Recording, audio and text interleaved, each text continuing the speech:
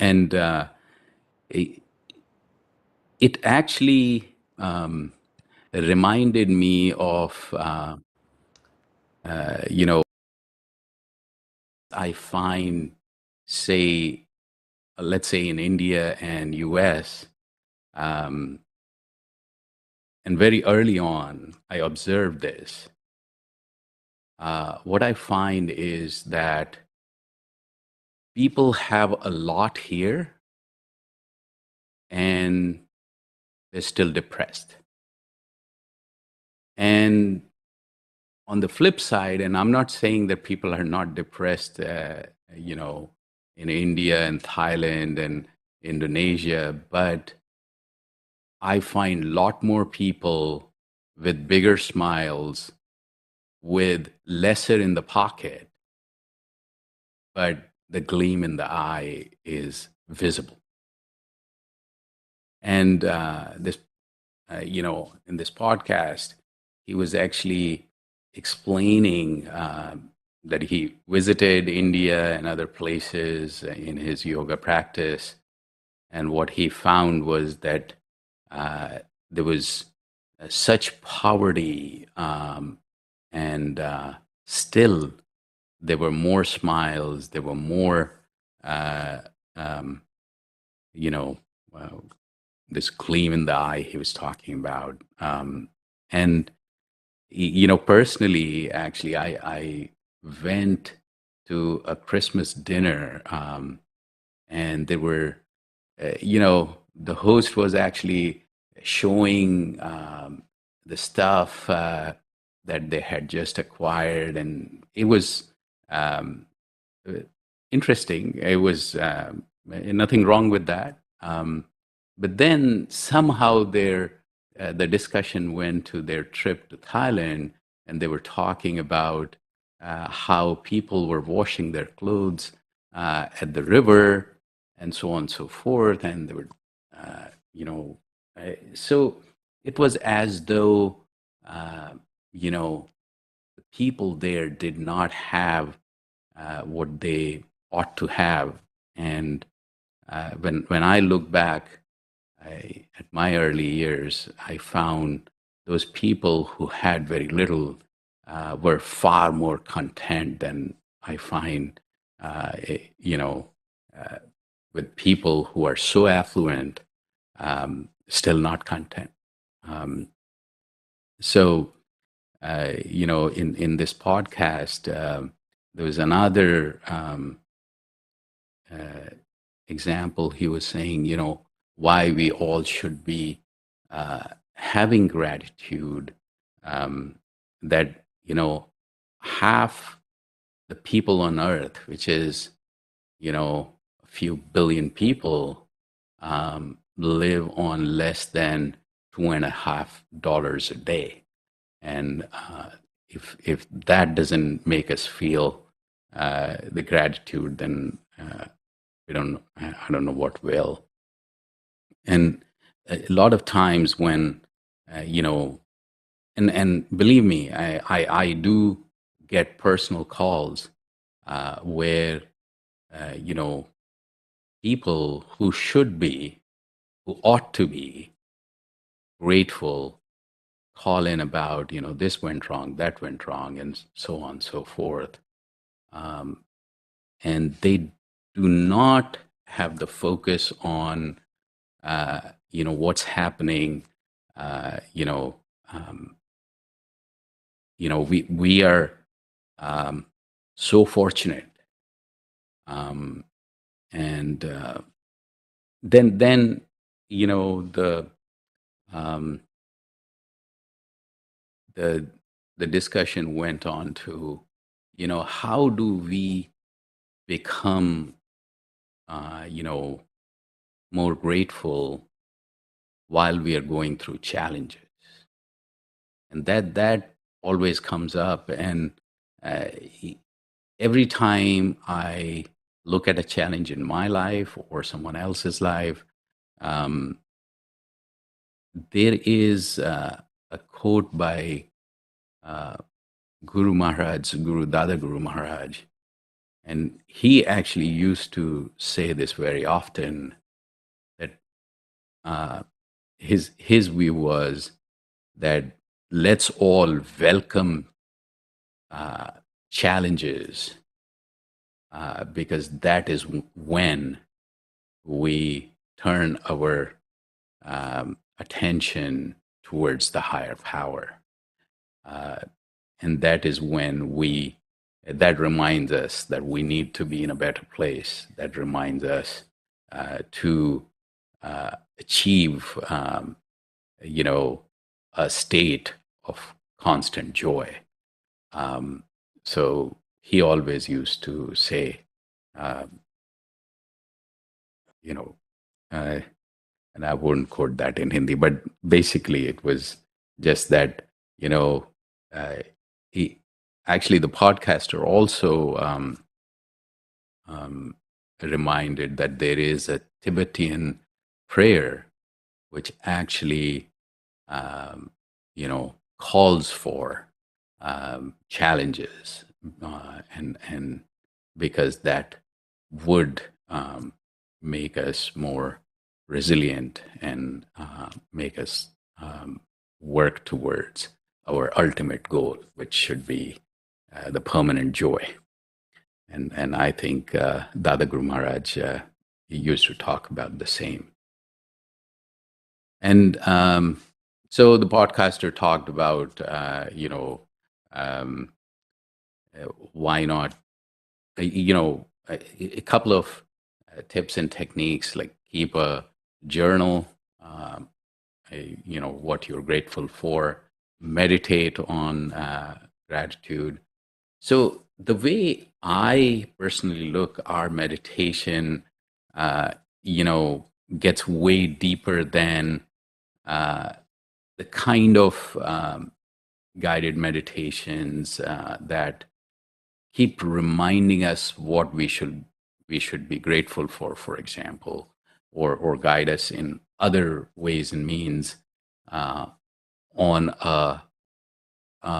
during the meditation. Here, the way to make this meditation that we do here deeper, what we can do is, and I used to do this quite often, um, read or listen or watch something that, uh, say, on gratitude, for example, and then go into our meditation, our method, like, and then practice our meditation.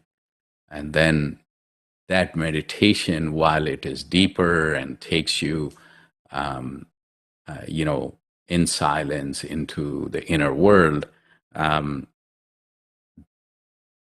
because we had, read, listened to, or watched this,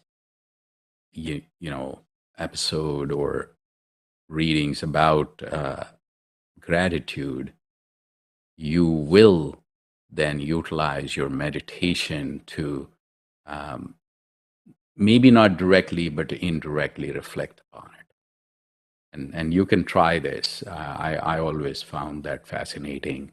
It's like, somebody said that if you read something, if you want to digest it properly, take a walk, take a break, and I would say meditate on it. So, very well. I think we'll talk more about gratitude after the meditation.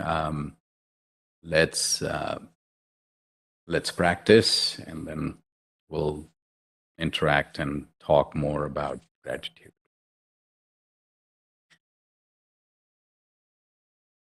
So, so relax posture, because every time our body moves, our mind moves with it. Um, and think of this light in front of us that's entering our heart and distributing throughout our body, and that we are getting completely immersed in this light. Keep your eyes lightly closed, a spine a little straight, chin a little inwards for better posture. So again, a relaxed posture in which we don't move our body for 15-20 minutes, and eyes lightly closed. And when we focus on this light that's entering our heart and distributing throughout our body, and we are becoming completely immersed in this light, when mind moves away and we realize that, let's bring it back to this thought and this thought alone, that light is entering our heart, distributing throughout our body, and we are getting completely immersed in this light. We'll start with music and we'll end with music as well. Let's start now.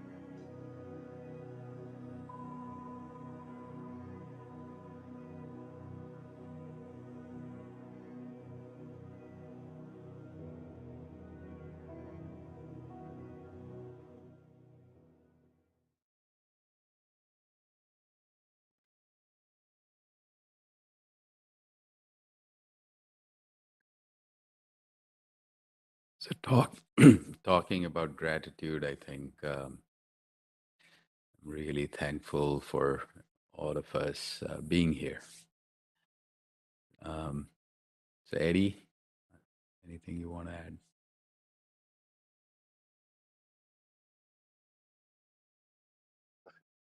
Interesting that you picked this topic today to discuss because yesterday I saw a video that I think is pertinent to the discussion today.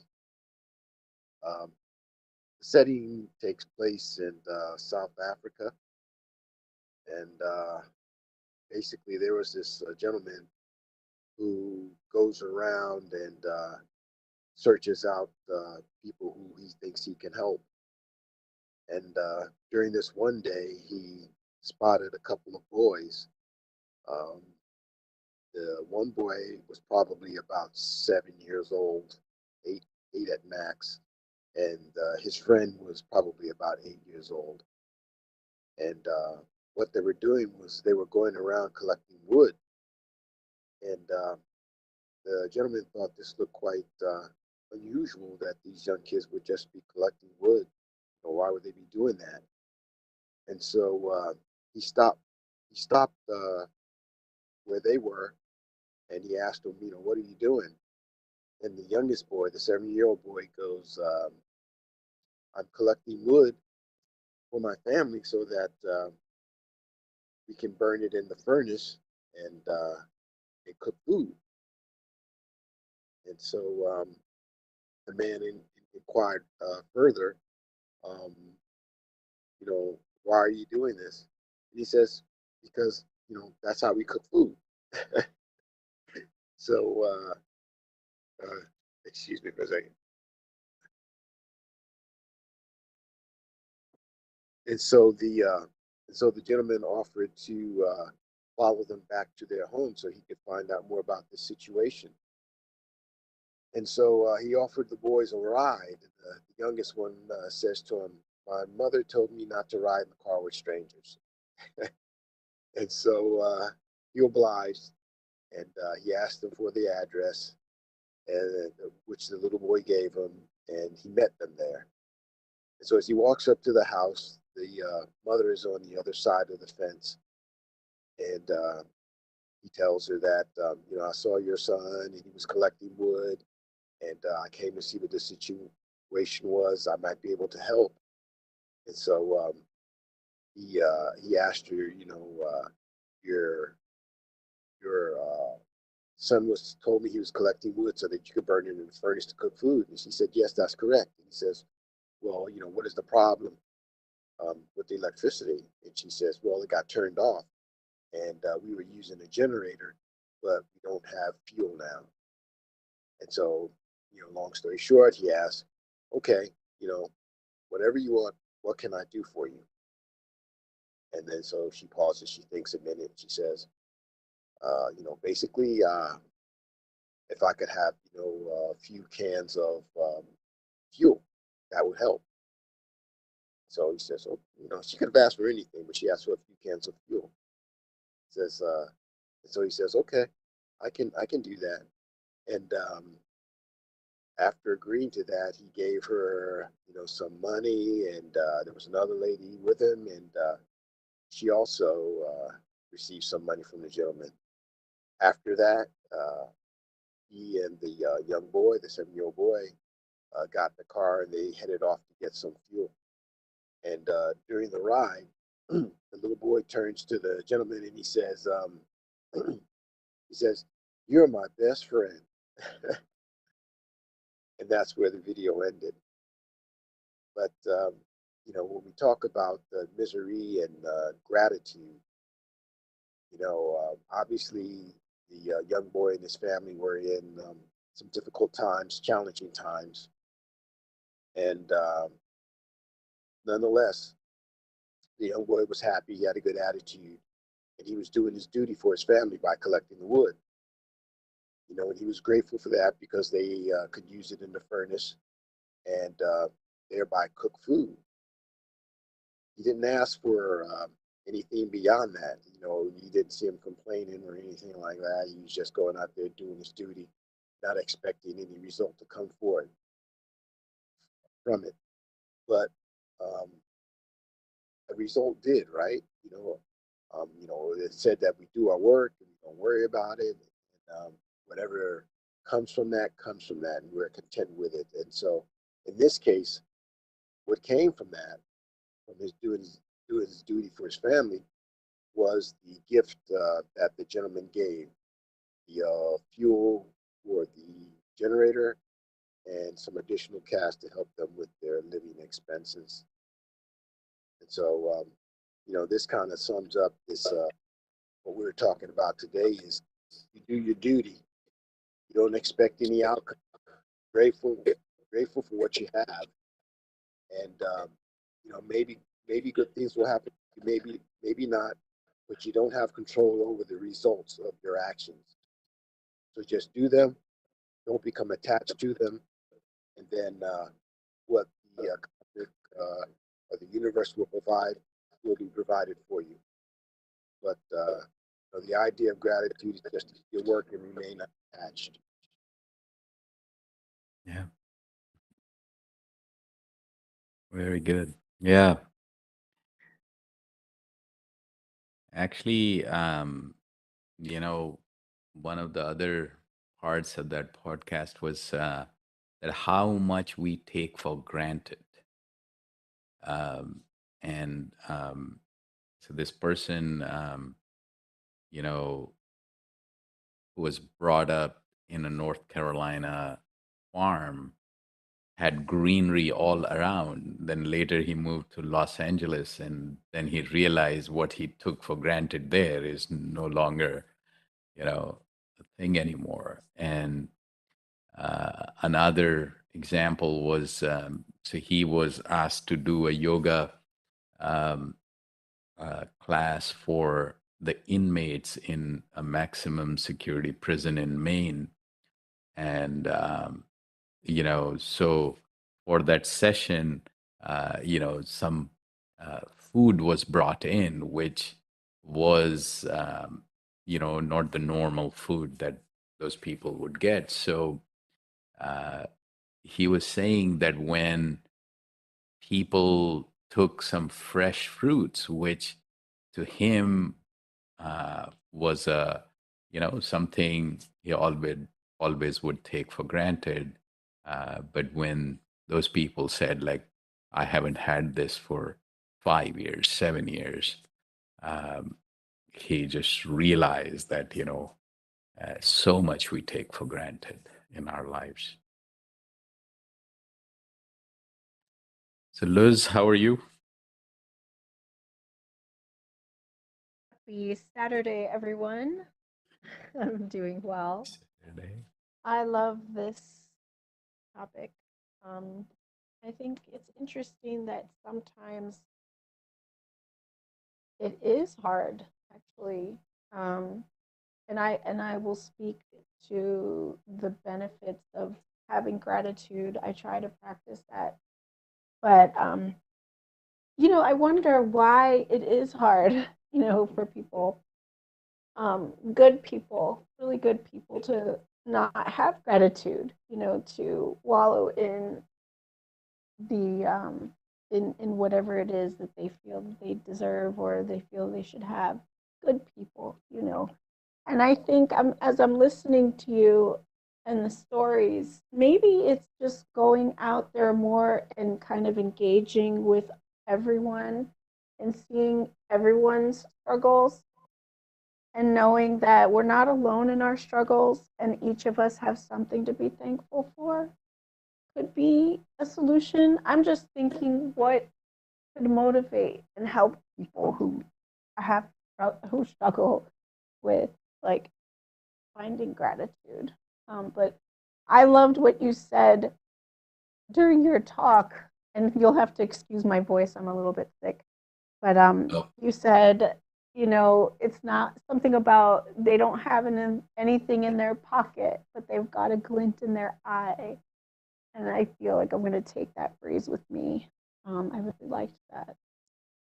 yeah, actually, this goes like probably 3 decades back, and I was having this Christmas dinner, and I almost felt that uh, you know the poverty, uh, and that poverty is in so many countries that we can't count. I mean, it just um, uh, you know across the globe, and that itself is uh, you know ho- I don't know. It's politic. While we have billions and trillions with the different companies and different countries, and we can't provide clean water and all that. I don't know. It's politics and so on and so forth. But um, the when I uh, thought about um, people living even like here in US, I think if you just go a little bit, uh, you know, in the rural areas, and people might not have as much, but they are far more relaxed. They are. And I have seen people living in makeshift cottages and stuff in India, and you talk to them, and they're like as though everything is taken care of, and um, even in their struggles, they're so much more resilient. Um, and I mean, again, we can't talk about things in generalization, but I don't know. I sometimes feel it's the culture um, that is causing us to be less grateful. I don't know. I feel that the approach that I mean, ambition is good, but uh, you know, this competition and comparison and who has what uh, has become almost like a second nature. Um, so I I, think that. that's very interesting. And when you were talking about, the kinds of poverty in the world, there's also, as you pointed out, extreme poverty here, actually. And it's interesting. Through, I'm very thankful through my church. Like I've been able to participate in something called Feet on the Street. Mhm. And so we would go out into some areas of Washington, D.C., where people are living, they make their homes on the street, mostly by force, like they're forced out of the evicted or whatever. And they're living in tents and under bridges. And like they're living in pretty extreme poverty, and it gets really cold here sometimes, and they're still Mhm. there, right? Like it can be below whatever Yeah. 20, and they're still there, and like that made me feel humble. And I always think about that whenever I complain about anything. It's like, God, like um I think about them. um and I wouldn't say that they were necessarily like, i wouldn't say they were I wouldn't say that they were great happy. I didn't see the glint in their eye. They were suffering. But I did see a sense of community, interestingly, and a sense of like gratitude whenever you did talk to them, which in many ways they're gracing us, actually. But like they were so like welcoming for like a conversation, or and if we were giving them something, that we made, or sometimes people make hot soup and they bring other groups, and it makes them smile. And so maybe that was the glint in their eye. Community, I don't know, maybe that a shared sense of a shared sense of existence, a shared sense of I don't know. if you understand what I'm trying to get at. But I wonder, and I do think it is cultural. I don't know. I can't say that because I don't know how other cultures really are. I've only grown up in my own. There was one time I lived in Japan, and that's different.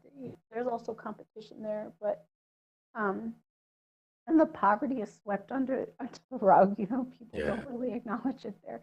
I love Japanese culture, by the way. I'm not trying to talk badly about it, but I do think, especially in this culture, there's a very toxic, um, like way in which we place wealth Yeah. as the most important thing. And I do think there's a bit of an evolution going on, and I Yeah. think a spiritual evolution in our culture, which I'm happy Yeah. about. I am finding that the younger generation is actually a lot more interested in nonprofit work than the generation before here. Yeah.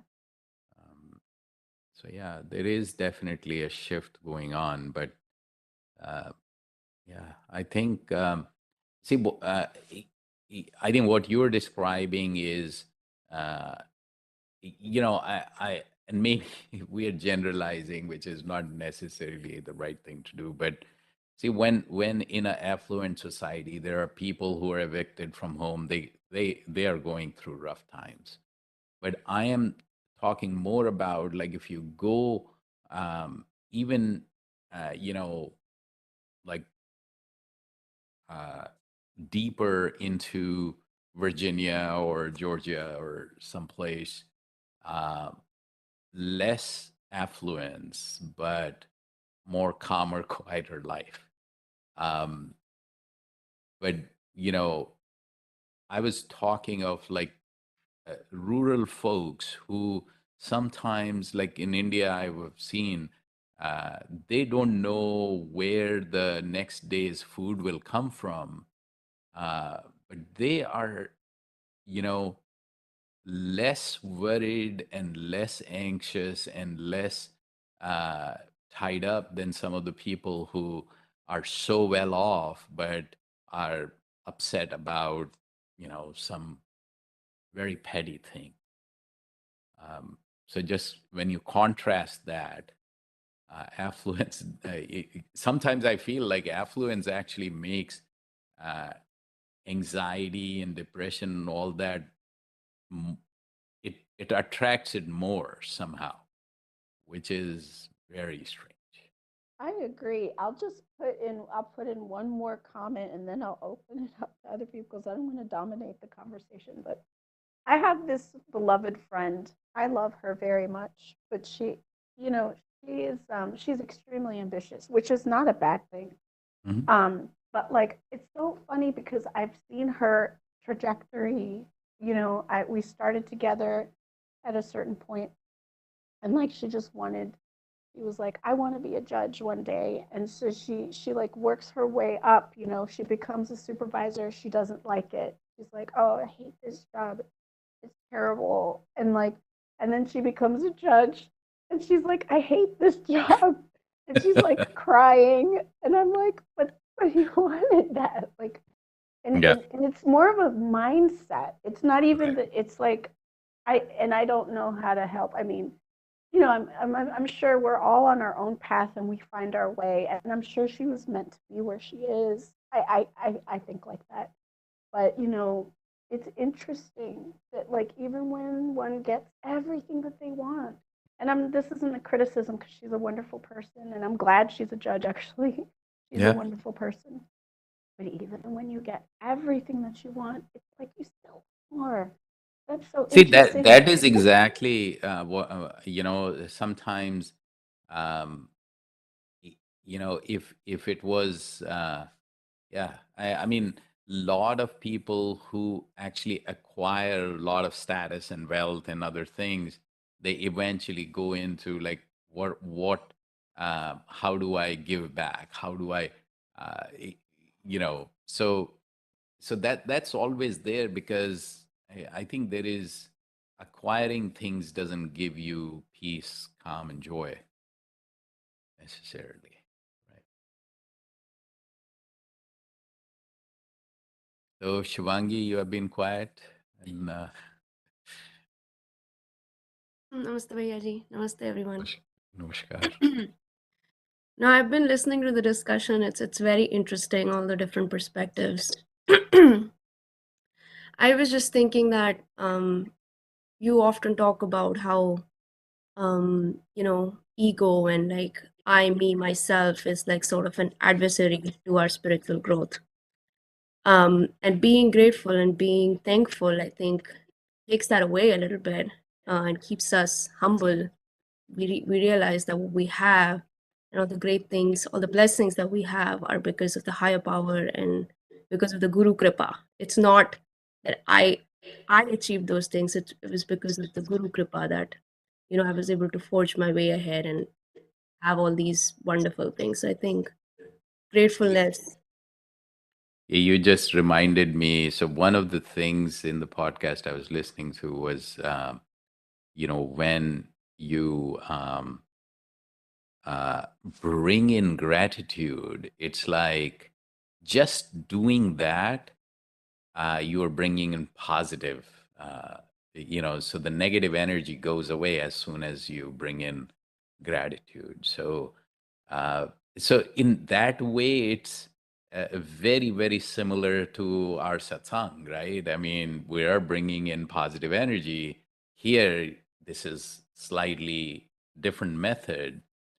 What I find is like when you reflect, when you read, when you listen to something, uh, which rises up your gratitude, and then you meditate, your meditation will be far more positive. Um, anyway, but yeah, you're right. I think these are some of the things that sometimes I feel it's the chicken and the egg kind of thing. It's like, does meditation give you more gratitude, or gratitude gives you, more positive uh, impact as the meditation does? So um, I think same thing with love, same thing with joy. Uh, does joy brings you to deeper meditative state, or it's the result of meditation? um, and I think it's both ways. What you think you become. So you have to, the more you think about your and others, uh, you know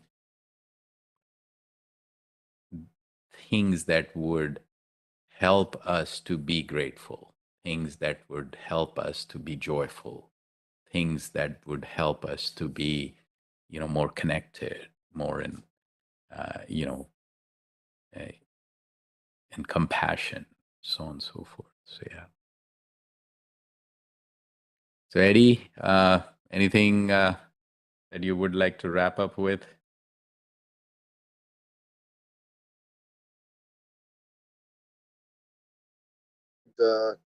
Just reiterate again that we shouldn't expect anything from the work that we do, and that way we remain unattached from the worldly objects, and that will hopefully allow us to be more content and more grateful.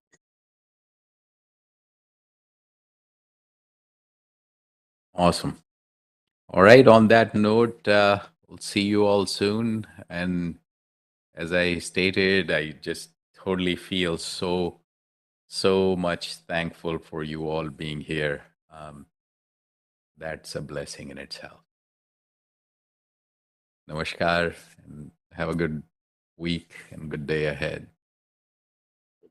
Bye, Luz, Lauren, Eddie. Have a good day. Sanji, thank you. Thank you. Thank you so much. Thank you. Yeah. Bye. You too. Namaskar, Onkar, Poonamji, Shivangi, Himanshu, Purva, KP Singh ji, Poonam ji, Sangeeta ji. And thank you, Yuan, for all the help.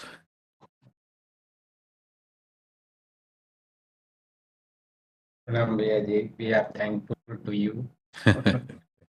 Namaskar. Pranam Chacha.